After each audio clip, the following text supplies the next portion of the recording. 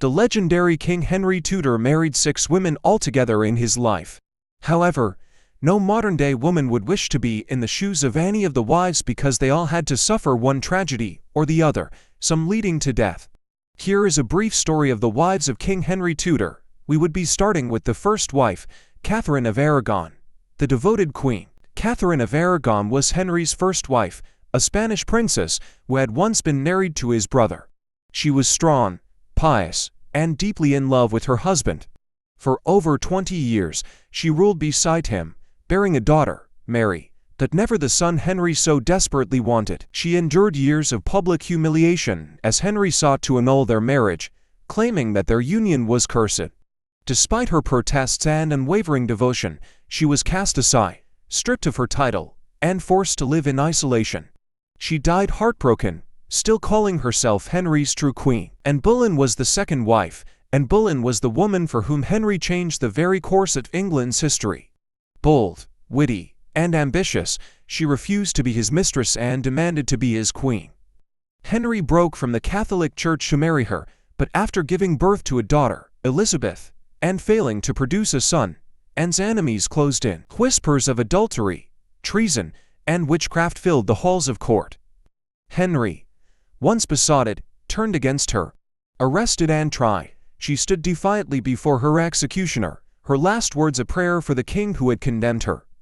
Her death paved the way for another queen, but her daughter, Elizabeth, would one day prove to be England's greatest ruler.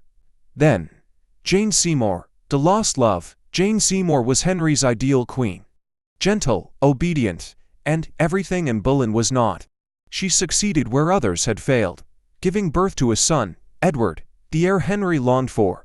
The birth was celebrated throughout the kingdom, but Jane's health quickly declined. Just days later, she died, likely of complications from childbirth.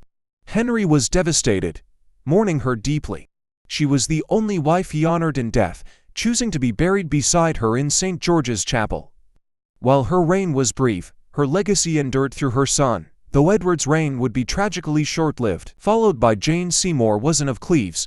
Anne of Cleves was a German princess chosen for Henry based on a flattering portrait painted by Hans Holbein.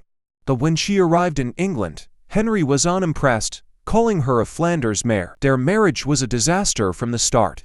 Henry, repulsed by her appearance, sought a way out almost immediately. Fortunately for Anne, she agreed to an annulment and was rewarded handsomely. She received a generous settlement, estates, and the honorary title of the king's dear sister. Unlike the others, she outlived all of Henry's wives, enjoying a peaceful and independent life in England, free from the dangers of the Tudor court. And we also have Katherine Howard. Young, beautiful, and naive, Katherine Howard was a breath of fresh air for the aging Henry. She was barely a teenager when she caught the king's eye, and he showered her with gifts, calling her his rose without a thorn. But Katherine was reckless, engaging in secret flirtations and carrying the burden of past indiscretions. When Henry discovered she had been unfaithful, his love turned to fury. She was arrested and imprisoned in the Tower of London. As she awaited her execution, she was overcome with terror, crying out for mercy. She was just a teenager when she was led to the chopping block, whispering her final regret, "I die a queen, but I would rather have lived the life of a simple woman." And lastly, Catherine Parr, the survivor.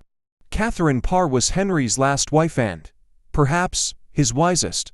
A scholar, a reformer, and a skilled politician, she navigated the dangerous waters of Henry's court with intelligence and caution.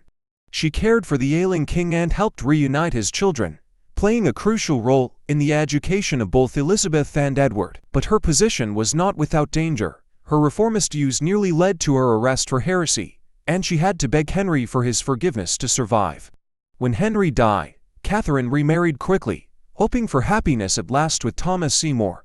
But fate was cruel. She died in childbirth, never escaping the shadow of being a Tudor queen. There you have it, the 6 wives of King Henry Tudor VIII, Katherine of Aragon, Anne Boleyn, Jane Seymour, Anne of Cleves, Katherine Howard, and lastly Katherine Parr.